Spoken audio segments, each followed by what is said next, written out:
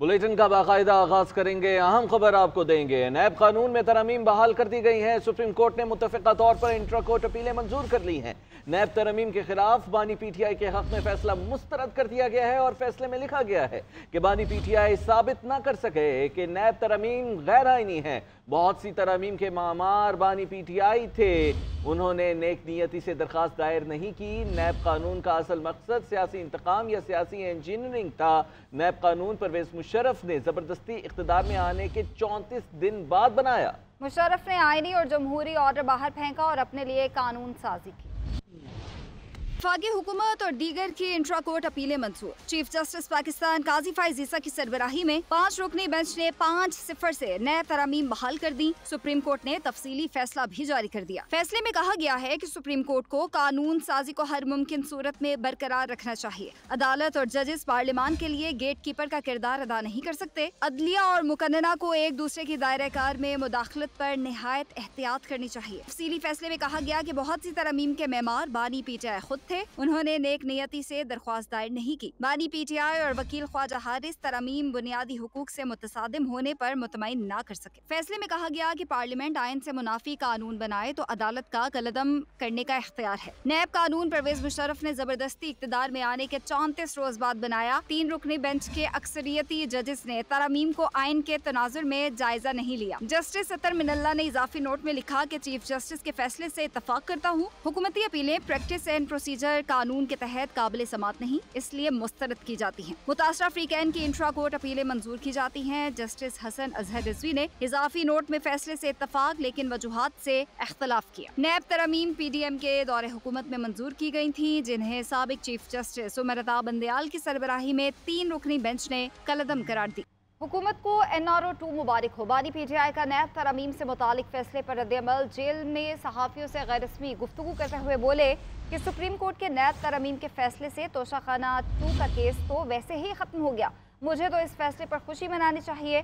190 million pound case भी ख़त्म होने के करीब है। नैब ऑर्डिनेंस के खिलाफ इसलिए गए कि ये केसेस हमने नहीं बनाए थे। शहबाज शरीफ के तमाम केसेस पुराने थे। सिर्फ मकसूद चपड़ासी का शुगर स्कैंडल केस हमारे दौर में बना।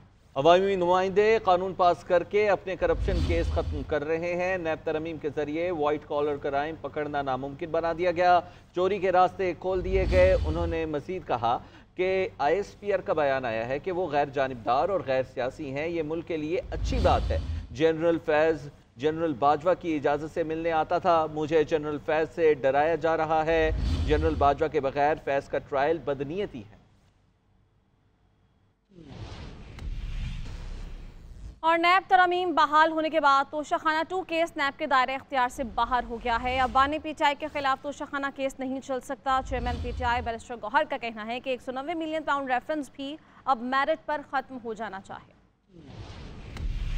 आज सुप्रीम कोर्ट की जजमेंट आई है। सुप्रीम कोर्ट की जो जजमेंट आई है वो नेब तरामीम के खिलाफ। आप लोगों को याद होगा जिस वक्त खान साहब इस केस में खुद पेश हो गए थे तो सुप्रीम कोर्ट ने खान साहब को कहा कि हुकूमत की अपील अगर अलाउ हो जाती है तो आपको उसमें जाती फायदा हो जाएगा। खान साहब ने कहा मुझे जाते फायदे की जरूरत नहीं है, मैं कौम के लिए खड़ा हूँ और मैं चाहता हूँ कि करप्शन के खिलाफ स्ट्रांग कवानीन हो और उसकी स्ट्रांग इन्फोर्समेंट हो। आज का जो डिसीजन आया है उसमें से खान साहब के खिलाफ तोशाखाना 2 वाला केस जो नया दायर हुआ था जिसमें खान साहब की अरेस्ट उन्होंने दिखाया था वो केस मुकम्मल तौर पर खत्म हो गया। वो नेब के जुरिस्डिक्शन से दायरे इख्तियार से बाहर निकल गया क्योंकि हर वो केस जिसमें 50 करोड़ से कम की एलिगेशन हो वो अब नेब के दायरे इख्तियार में नहीं रहा। इन लोगों ने बड़ी कोशिश की लेकिन इंशाल्लाह खान साहब सुरखरू होंगे। लेकिन आज का हमारा 1 पॉइंट एजेंडा है वो ये कि इंशाल्लाह ताला 8 तारीख को पाकिस्तान तहरीक इंसाफ जलसा मुनक्कद करेगी। मैं पाकिस्तान तहरीक इंसाफ के हर वोटर सपोर्टर से करता हूँ कि खान की आज़ादी के लिए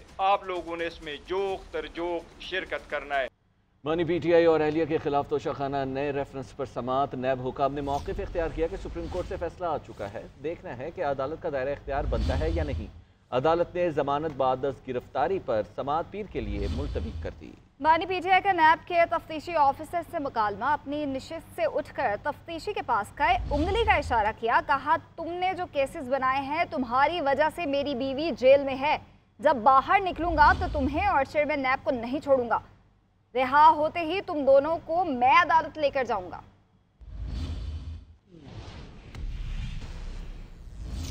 कौमी असम्बली में हुकूमत और अपोजिशन के राब्ते तेज। महमूद अचकजई की वज़ीर दिफा ख्वाजा आसिफ से मुलाकात, एक बार फिर बामकसद मुज़ाकरात पर जोर। महमूद अचकजई ने कहा कि मुल्क को मसाइल से निकालने के लिए हुकूमत और अपोजिशन का मिल बैठना ज़रूरी है। ख्वाजा आसिफ ने कहा कि तहरीक इंसाफ वाले हमसे ज़्यादा इस्टेब्लिशमेंट से मुज़ाकरात में दिलचस्पी लेते हैं। जिन्होंने आपको मैंडेट दिया उनसे इख्तियार भी लें। दोनों रहनुमाओं के दरमियान मुल्की सूरत हाल और पार्लिमानी अमूर पर भी तबादला ख्याल हुआ। वफाकी वज़ीर क़ानून आज़म नज़ीर तारड़ का कौमी असम्बली में इज़हार ख्याल, कहा कि जिस तरमीम से आपको डरा रहा है वो तरमीम हो चुकी है। वो इलेक्शन एक्ट 2017 का हिस्सा है जिसमें ताहयात नाअहली लिख दी गई थी। आप मरने तक नाअहल रहेंगे। सैकड़ों लोगों को घर भेज दिया गया था, इसलिए पार्लियामान ने इसको ठीक किया। आपका लीडर ताहयात नाअहल हो रहा है, इसके बावजूद हमने उसको सपोर्ट किया है।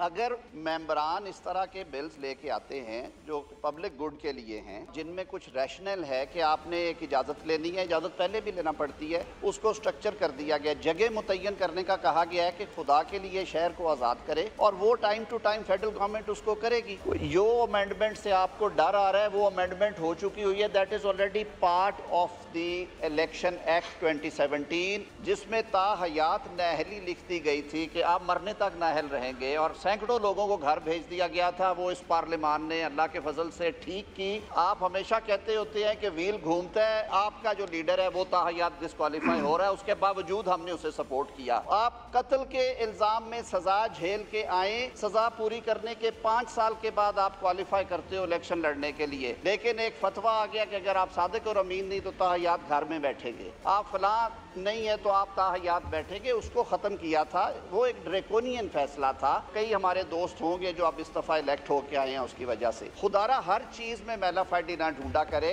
इलेक्शन एक्ट तरमीमी बिल और इस्लामाबाद में पुरअमन इज्तिमा और अमन आमा बिल्स कौमी असम्बली से मंजूर कर लिए गए। आज़म नज़ीर तारड़ ने इलेक्शन एक्ट तरमीमी बिल 2024 मंजूरी के लिए ऐवान में पेश किया। नानियाल चौधरी ने ज़िमनी एजेंडे के तौर पर पुरअमन इज्तिमा का बिल पेश किया। PTI और सुन्नी इत्तेहाद काउंसिल ने बिल की शदीद मुखालफत की और बिल कसरत राय से मंजूर कर दिया गया। बिल के तहत डिप्टी कमिश्नर इस्लामाबाद में जलसे की इजाज़त देगा। किसी भी इज्तिमा या जलसे के लिए कम अज़ कम 7 रोज़ पहले दरख्वास्त देना होगी। जलसा मुंतशिर नहीं किया जाता तो पुलिस अफसर उसे ताकत के जरिए मुंतशिर कर सकेगा। गैर कानूनी जलसे के अराकीन को गिरफ्तार किया जा सकता है। 3 साल तक सज़ा और जुर्माना भी होगा। दोबारा ये अमल दोहराने पर 10 साल तक कैद की सज़ा भी होगी। और दूसरी जानिब मुस्लिम लीग नून के रहनुमा बैरिस्टर दानियाल चौधरी कहते हैं कि अमन आमा बिल आइन के मुतसादिम नहीं, बिल का मकसद पाकिस्तान को पुरअमन बनाना है। ऐसा नहीं हो सकता कि कोई जत्था आए और मुल्क को बंद कर दे। मजीद कहा कि इस बिल में हमने किसी को एहतजाज से नहीं रोका। सिंजानी में जाएं और जलसे करें। इस्लामाबाद को बंद करने की इजाज़त किसी को नहीं देंगे। इस चीज़ की इजाज़त नहीं देंगे कि चीन का कोई वफ्द आए और आप इस्लामाबाद बंद कर दें। IMF का वफ्द आए और आगे पाकिस्तान बंद हुआ हो।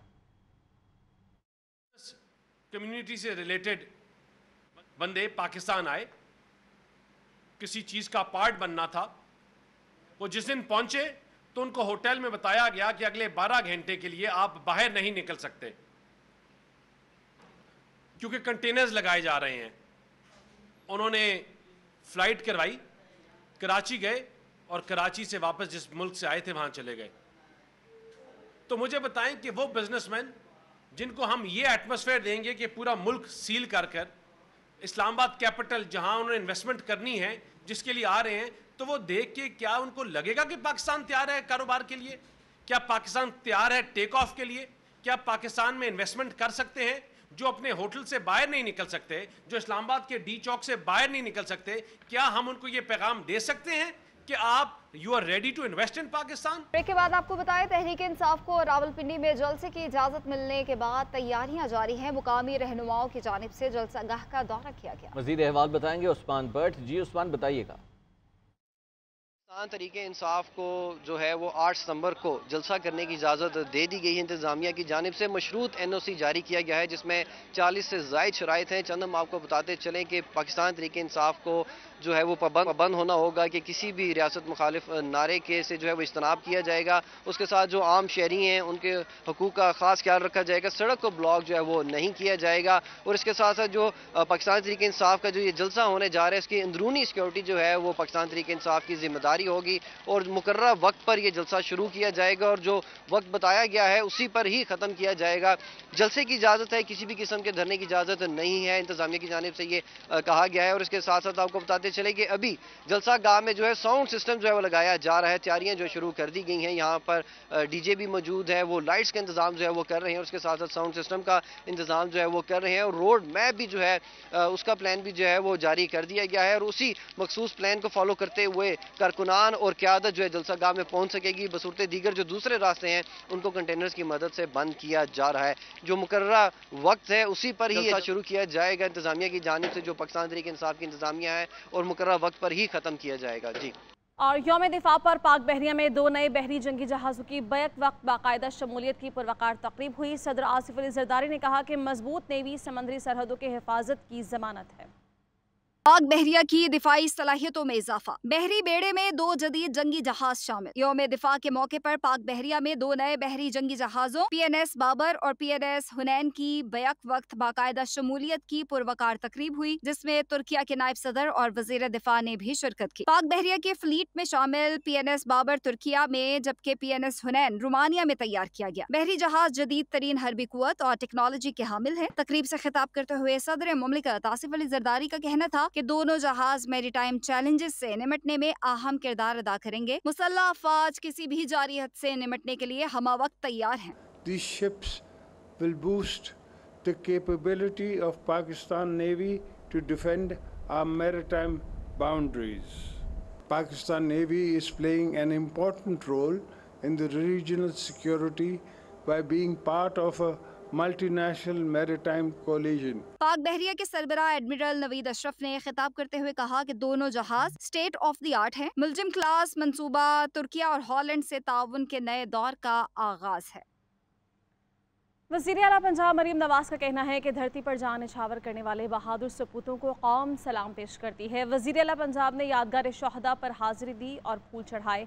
पाक फौज के चाको चौबंद दस्ते ने सलामी भी पेश की।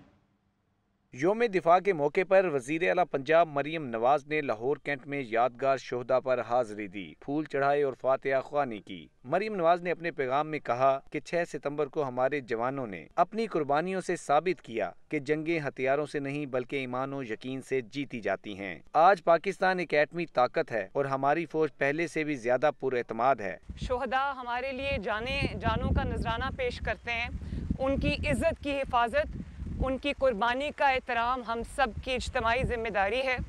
और आज मैं शोहदा की माओं को खराजे तहसीन पेश करना चाहती हूँ। दूसरी जानिब मेजर शबीर शरीफ की कब्र पर फूलों की चादर चढ़ाने की तकरीब का एहतमाम किया गया। GC 11 के मेजर जनरल राव इमरान सरताज ने चीफ ऑफ आर्मी स्टाफ की जानिब से शहीद की कब्र पर गुलदस्ता पेश किया। मेजर शबीर शरीफ शहीद की हमशीरा का कहना था कि पूरी कौम को शोहदा की कुर्बानियों पर फख्र है।